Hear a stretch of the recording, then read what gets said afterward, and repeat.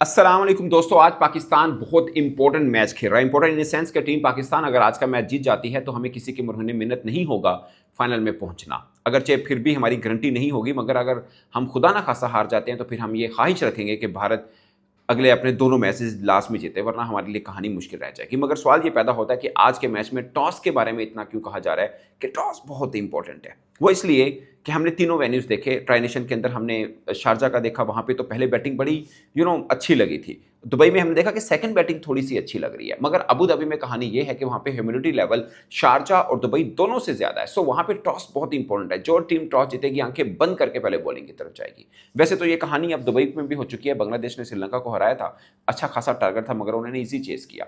पाकिस्तान ने भी ठीक ठाक किस्म का 172 का टारगेट दिया था, इंडिया ने इजीली चेस किया था। अब पाकिस्तान वर्सेस श्रीलंका है। श्रीलंका की टीम को एडवांटेज ये है कि वो ऑलरेडी अबू धाबी में खेल रहे हैं, उनमें से एक मैच उनको दुबई में खेलना पड़ा। और पाकिस्तान के लिए डिसएडवांटेज ये है कि हमने सारे मैचेस दुबई और शारजा में खेले जब से हम यूएई के अंदर आए हुए हैं, मगर अबू धाबी में कोई मैच कोई प्रैक्टिस नहीं रखी। तो कंडीशनल फायदा शायद श्रीलंका को हासिल हो, मगर पाकिस्तान टीम एक माह से ऑलरेडी यूएई के अंदर है, तो वो देखना होगा। अब प्रॉब्लम यह है कि इस पूरे एशिया कप के अंदर मुझे जो लगता है, इंक्लूडिंग इंडिया टीम, मुझे लगता है जो स्पिनर्स को सबसे तगड़ा खेलते हैं वो श्रीलंकन है। आप उनका देखें, डॉट बॉल की रेशो बहुत कम होगी, खासकर स्पिनर्स के खिलाफ तो बहुत कम है। उनका डोमेस्टिक में स्पिनर्स स्पिन कंडीशंस होती हैं और बहुत ठीक ठाक किस्म के स्पिनर्स खेलते हैं। So they are very good against spinners. ये पाकिस्तान के लिए कड़ा चैलेंज है। मैं इसलिए कह रहा हूँ कि पाकिस्तान 3 स्पिनर्स खिलाता है। अबरार खेलते हैं, आपके नवाज खेलते हैं, और आप साइम अयूब के साथ जाते हैं। गर्चे सुफियान मुकीम के खेलने के चांसेस बहुत कम है, क्योंकि हारिस रऊफ ने बहुत ज़बरदस्त बॉलिंग की है, शहीन शाह अफरीदी हैं, अब तो फ़हीम अशरफ भी बहुत ज़बरदस्त है। और हमें मानना चाहिए कि हमने बहुत उन पर क्रिटिसाइज़ किया, but he has perform pretty well. बहुत अच्छा नहीं तो कदरे बेहतर, जो हम डरते थे जिस चीज़ से, उसकी निस्बत बेहतर उन्होंने परफॉर्म किया। सो ही डिजर्व चांस। सो फ़हीम अशरफ, शहीन शाह अफरीदी, हारिस रऊफ आपके साथ हैं।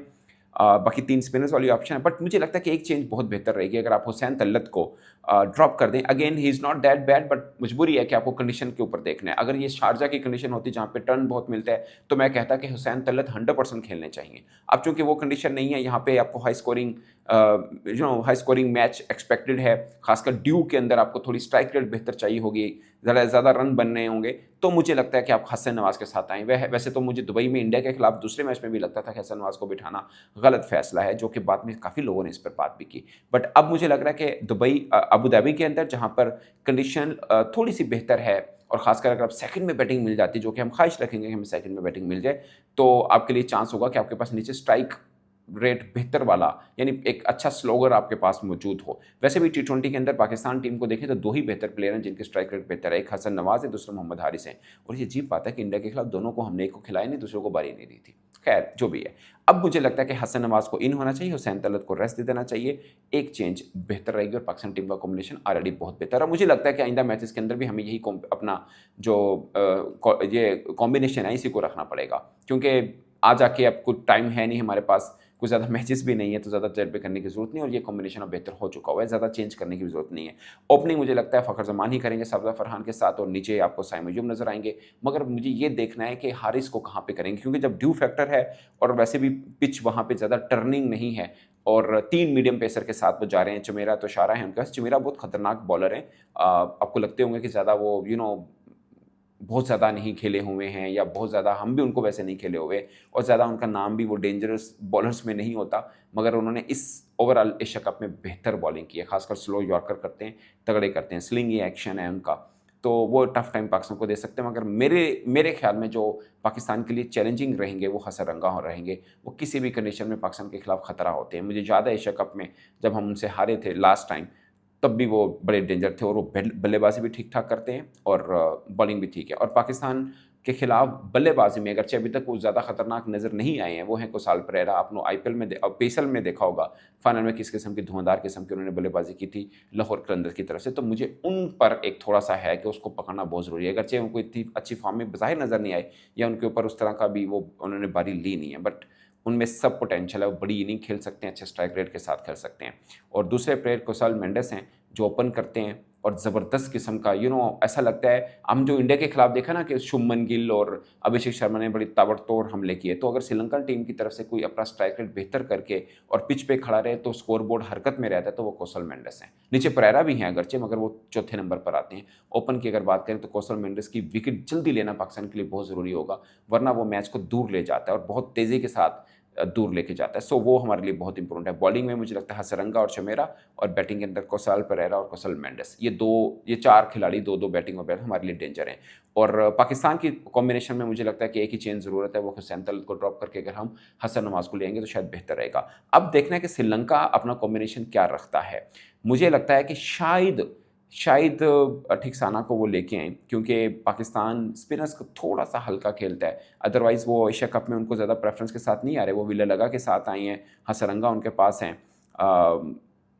अदरवाइज़ वो 3 मीडियम पेसर हैं। अगर आपने बांग्लादेश वाला मैच देखा हो उनका, तो वो अपने शाहंका हैं, वो उन्होंने लास्ट ओवर किया था और बेहतर ओवर किया था, और उन्होंने 50 भी की थी, अगरचे 2 साल के बाद की थी। वो श्रीलंका के फॉर्मर कैप्टन हैं। सो वो 3 उनके पास बॉलिंग ऑप्शन है, चौमारा हैं, तुषारा हैं, और उसके अलावा शांका हैं, जो कि मीडियम पेसर बॉलर हैं, उनके साथ वो जाते हैं। और स्पिन में उनके पास विल्लालगे हैं, और दूसरा उनके पास हसरंगा है। सो ये उनका 5 का कॉम्बिनेशन बनता है। बीच में उनके पास कमेंडो की भी एक ऑप्शन है, वो लेफ्ट राइट दोनों स्पिन कर लेते हैं, लेफ्ट आर्म स्पिन भी है, राइट आर्म स्पिन भी है। सो ये उनके पास 6 ऑप्शन है, बट मुझे फिर भी लग रहा है कि थिकसाना के साथ हो सकता है वो मैदान में उतरें, क्योंकि उनको पता है पाकिस्तान स्पिनर्स के खिलाफ ज़्यादा अच्छा नहीं है। मगर एक चीज़ उनके मन में ज़रूर होगी कि अगर वो टॉस हार जाते हैं और सेकंड में उनको बॉलिंग की ऑप्शन मिलती है, तो फिर 3 स्पिनर्स खिलाना उनको महंगा पड़ सकता है। सो ये कैलकुलेशन है जो कि श्रीलंका को करनी है। जयसूर्या उनके टीम मैनेजमेंट के अंदर मौजूद हैं, और ऑलरेडी अबू धाबी के अंदर वो अच्छा खासा स्टे कर चुके हैं, तो उनको पता होगा कि उनको कॉम्बिनेशन कौन सा यहाँ पर खिलाना है। पाकिस्तान के लिए एक ही डिसएडवांटेज जो मुझे लग रहा है वो यही है कि हम पहला मैच वहाँ पे खेल रहे हैं,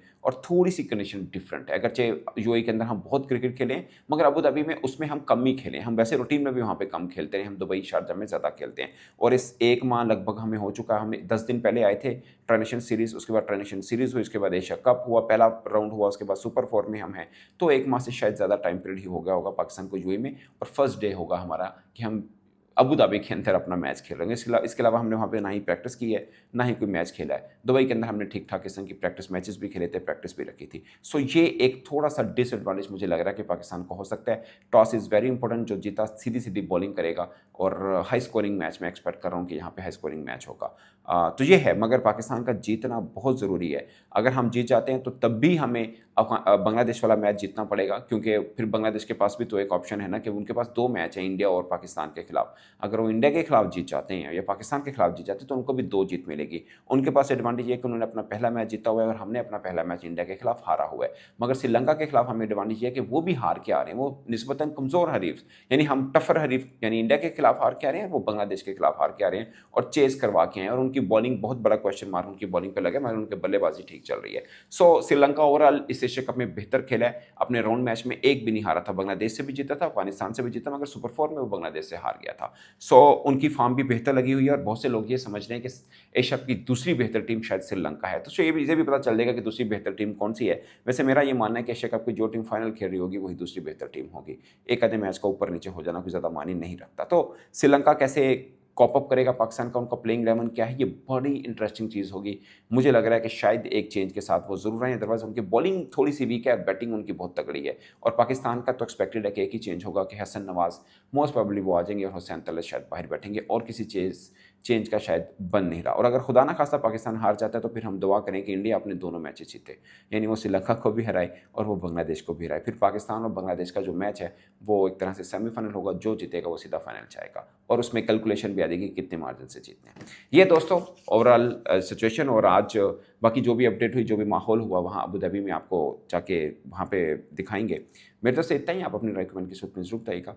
अल्लाह हाफिज़।